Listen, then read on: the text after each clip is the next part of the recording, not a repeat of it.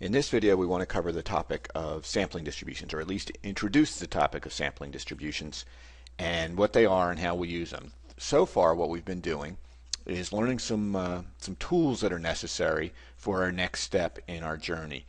What I mean by that is we've been learning things like the binomial distribution or the normal curve and learning how to use the different tables that correspond to those distributions. Now what we want to do is shift gears and get to the inferential part of the class. Probably early in the semester we were talking about descriptive statistics, where we describe data using graphs or numbers, and then we also mentioned an inferential area of statistics, and that's where we take the information in a sample and make a statement about a population mean. If you think about the work we've been doing so far, think about the normal problems that we've just recently taken a look at. In those problems, I tell you that there's a population that's normally distributed with some mean and some standard deviation. And I give you the values of mu and sigma, and then I proceed to ask you about the values in the distribution. And if you think about it, I'm giving you the population information, and I'm asking you about the values in that population. And typically that's backwards. Typically we don't know the population mean or the population standard deviation or the population proportion for that matter, but typically those are things we want to know about.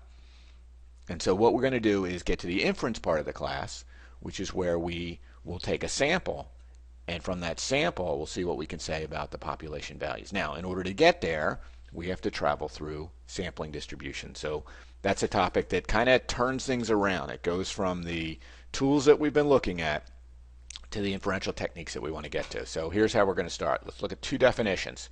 First, a parameter. It's a numerical measure that describes a population. It's usually unknown. Examples: mu, sigma, p. P is our population proportion. Mu and sigma are the mean and the standard deviation of the population. What you need to see here, what you need to make sure you understand, is that there's a group of data that we're interested in. Think of a large group of people. Think of the population in the state of Florida. There's a large group of people that make up that population. Okay, I don't even know how many millions of people live in the state of Florida, but I'm sure there's plenty. Typically, populations are so large that we don't know, or we can't access all that information. There's no way of finding that information. Now, there's going to be some variable that we're interested in working with. So maybe we're going to be interested in the income, a person's income. And so maybe we define our population to be all people in the state of Florida over or 18 years old and older, and we're interested in their yearly income. And so if you think about all the people in the population that have a yearly income, it's just overwhelming. There's no way you're going to be able to collect all that data. Well, there is an average, let's call it mu. There is an average income for all those people. There's a spread, a standard deviation for those incomes. Now, if we look at a qualitative variable, okay, the mean and the standard deviation work with quantitative variables. Let's take a look at the percentage of the population who voted in the last election. There is a P. I don't have access to that data. And so there are values, and perhaps we would know, perhaps someone could tell us the percentage that voted just because they do keep records of that. Maybe I'm interested in a percentage that have a tattoo, where no good records are kept. What percentage of the population, the adult population in Florida, and we'll call that 18 years and older, have a tattoo? Well, there is a percentage, there is a probability or a P or a proportion associated with the population. I just don't know what that is. And so these parameters are values that we're interested in learning about that we don't know. Now, the other definition right now is a statistic, and that's a numerical measure that describes a sample. These are always known. X bar, S, P hat. These are values that we can collect data, use our sample information, and it's sitting right there. Enter them into a computer program, go to the summary statistics menu, and ask for a mean, a standard deviation, a sample proportion associated with the sample. These are things we know, and what we want to do is take these things we know and get estimates of the ones we don't know. So what I say here, estimate the value of an unknown population parameter. Estimate the value of unknown population, let's say parameters. Let's make it work better using known statistics that are found through sampling. So we want to use these guys to estimate the ones up here. And that's what we're going to do. That's what sampling distributions is going to allow us to do. Now, the concept of sampling distributions isn't an easy one. In fact, when I teach the second course in statistics, typically of all the topics that are covered in an introductory course, the sampling distribution idea is the most challenging. And part of the reason why is this definition isn't really easy to understand. A sampling distribution of a sample statistic is the relative frequency distribution of the values of the statistic theoretically generated by taking random samples of size n. Now, theoretically generated is a little weird, but usually when I look at these words, and when I look at this definition and we go through word by word, it's like, okay, those words all mean something, but when you put it together in this manner, usually students are like, yeah, those words, they all mean something, but together in that order, I don't really get it. And so I want to take a little bit of time and walk our way through that and help you understand what a sampling distribution is. All right, and here's what I'm going to do. I'm going to start with a population. So think of this as being the population of adults in the state of Florida. Now the X's represent the values of the variable that we're interested in. So if we're talking about income, so maybe this is the value $27,000 for somebody in the state of Florida. Maybe this value down here is $45,000, and this one is $12,000. And there's a lot of different values for a lot of different people. Every person in the population, or every experimental unit in the population, has a value of X.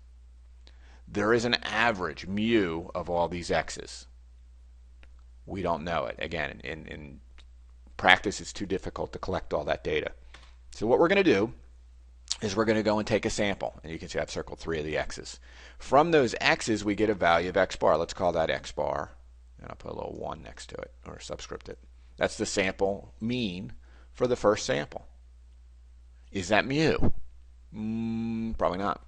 Might be, but probably not. And so we do it again. And we'll get a second X bar. Let's call that X bar 2. Is that mu? No. Do it again. Do it again. In fact, the theory says to repeatedly generate samples of size n and calculate values of the sample statistic. So let's go in here again and do it a third time. So maybe we get these 3 right here. We calculate a value of X bar. We'd call it X bar 3. Do it again. Do it again. Do it again. Take random samples so that each experimental unit in the population has an equal chance of being selected. Keep doing it. Okay, that's the idea. Now, let me give you an example. Let's estimate the average age of students in a particular college by collecting random samples of size n equal 2. So think of a big university. Let's think of a university, a state university, a large state university. We'll leave it unnamed, but let's say there are 30,000 students that go to this university. Okay. Each one has an age. I don't happen to know it because I don't work for that particular university, or I don't have access to the data from that particular university, but I'm going to go and I'm going to take a sample. Now what I'm going to do in this example is take very small samples, a sample of size 2. We can talk about what happens when we take a small sample very easily, and then we can think about what would happen if we took larger samples. So here's what I'm going to do. Let's say I go and I take a sample. I randomly sample 2 students. The ages of the students in my sample are 19 and 25. When you do the math, the value of X bar is 22. Okay, but this sampling distribution idea that we just talked about says don't just take one sample, take repeated samples. And in fact, if you want to remember what a sampling distribution is, one of your best things to remember is the phrase repeated samples. So do it again. Maybe the second sample, I have a 21-year-old and a 24-year-old. Do it again. What you see here is that as the value of the X's changes from one sample to the next, the value of X bar also changes. And so we're getting different values of X bar. Now, look at this last sample that I've written here. Usually when you look at a college campus, most of the students are traditional college age, anywhere from like 18 to, I don't know, mid-20s. But there's a segment of the population, and it's been growing over the last 5, 10, 20 years, that is, they're non-traditional students. They're students with non-traditional ages. There used to be an acronym for them. They're older. They're coming back to school. They're in a job. They decide, you know what, if I want to go where I want to go, if I want to get to where I want to go, I'm going to need to get a degree. And so they come back. And so you have older students on campuses. Now, let's say I get a sample of a 35-year-old and a 45-year-old, and you can see the sample mean is a lot higher for that sample, isn't it? It's a lot higher. And so what I want you to think about is a number line. And the example that I use to give you a feel for what a sampling distribution is, it's kind of a silly little example. I grew up in Philadelphia, or just north of Philadelphia, small town, Hatboro, Pennsylvania. The reason I bring this up is because one of the reasons I left the Pennsylvania was because of winter. I wasn't a big fan of the snow. And that's what I want you to think about here, snow. And a lot of times when I teach in Florida, there's students who've never seen it snow. But everybody has the idea. Everyone's seen pictures and has a pretty good idea of what it looks like when snow is falling from the sky.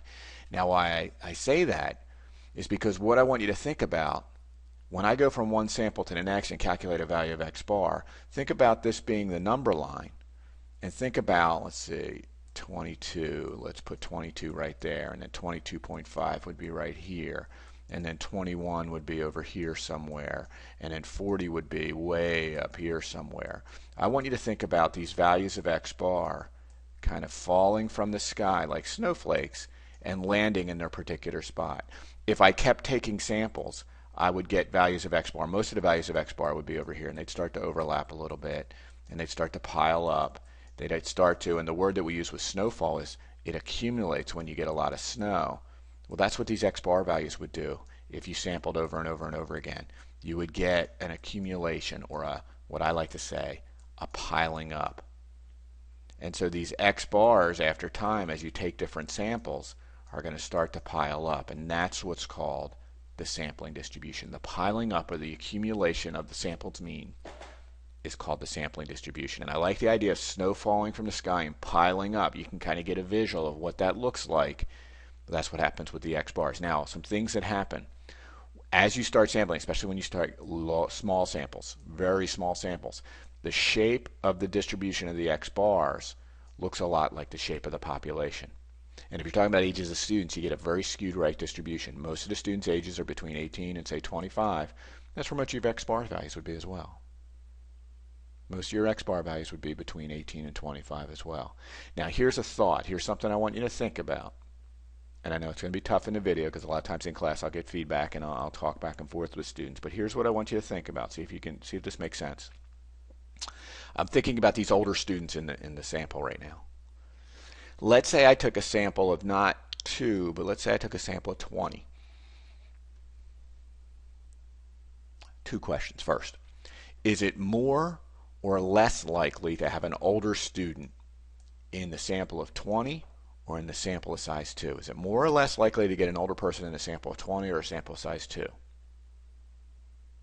Hopefully you're thinking it's more likely to get an older person when you take a bigger sample. There's more opportunity to select an older student when you take a sample of 20. Let's say I took a sample of 200. Well, there's surely someone in that sample is an older student. And so the bigger the sample size becomes, the more likely it is to get an older student in that sample. And hopefully after thinking about it, that makes sense to you. But here's the real question that we got to ask. As the sample size gets big, what's going to happen to the values of x bar? Are they going to get closer together or further apart? And the way that I want you to think about it, while it is more likely that an older student would be in a sample of size 20, it's going to be less likely of seeing an average like 40 when you sample 20 students. Or what if you sample 200 students? It'd be very unlikely to get an average of 40 in a sample of 200 students. While you might have some 35 and 45 and you maybe even older students, you're going to have so many 19 and 20 and 21-year-old students that the sample mean is going to be much closer to the smaller numbers than the larger. And a phenomenon that we're going to run into, and it's easy to think about, or I think it's relatively easy to think about with the ages of students, but we're going to run into it later where it may look a little difficult. As the sample size gets big, the x bar values tend to get less spread out. The x bar values tend to get more and more alike as the sample size gets big. In fact, what we're going to find out is that the shape of this thing, while it looks like the population for small sample sizes, so if you have a skewed right distribution, you're going to end up with a skewed right sampling distribution. If you have a normal population, you're going to have a normal sampling distribution. So for small sample sizes, the sampling distribution looks like the population. But as we take larger samples, it's going to look more and more like a normal curve. And we'll talk about that in a little bit. So the main thing right here is that the piling up, we're going to take a sample, calculate a value of the sample mean. Okay, did that here. Then take another sample, calculate another value, and do it again and again and again and again and again and again. And in theory, we don't stop this. We would do this forever in theory. So just keep going, let them pile up. This piling up is called the sampling distribution. So hopefully that gives you a feel for what a sampling distribution is. Now there's 2 properties that we generally like to see with our sampling distributions. And I'll draw a picture down at the bottom in a second. Here they are. First, the mean of the sampling distribution is centered at the parameter that's being estimated. That's called the unbiased property. And of all unbiased sampling distributions, we choose to use the one that has the smallest variation. Now, I want to give you a feel for these two properties, what I call properties. All right. Let's say there's a number line and the value mu is located somewhere on that number line. Now, what we're going to do is create a sampling distribution. So let's say we have a piling up of the x bar values, and I'm just going to draw it as a normal curve, and I'm going to place it here. Now, think about this. If this was my distribution for the x bars, and again, we'll get to normality a little bit later, but let's say that's the value of the distribution of the x bars. What this would be saying, well, where I've located it at on the number line here, whenever we calculate a value of x bar, for the most part, a couple of them over here on the right-hand side are bigger than mu, but for the most part, what this is saying is every time we got a value to sample mean, it would be well less than mu. It would be a lot less than mu. Some of them a little bit less, some of them more than a little bit, some of them a whole lot less. So the x bar values would always be underestimating the value of mu. It would be like taking sampling distributions of student ages and always getting values like 12 or 11 or 10 or 14 or 15, which I know is less than mu. And so if the distribution was located there, that'd be a pretty bad place. Likewise, see if this works. Likewise, if I calculated values of the x bar and they ended up on this end where all the values of x bar, and where I've drawn it here, all the values of x bar are bigger than mu, well, that's no good either. We don't want to see that. That's saying where I would be sampling students and getting sample means of like 50, 37, 42. They're all too big. And so the question is, this first one, this is one I'm really looking at, where would you like to see this curve located at on this number line? Well, what I think is, why don't we slide it in here?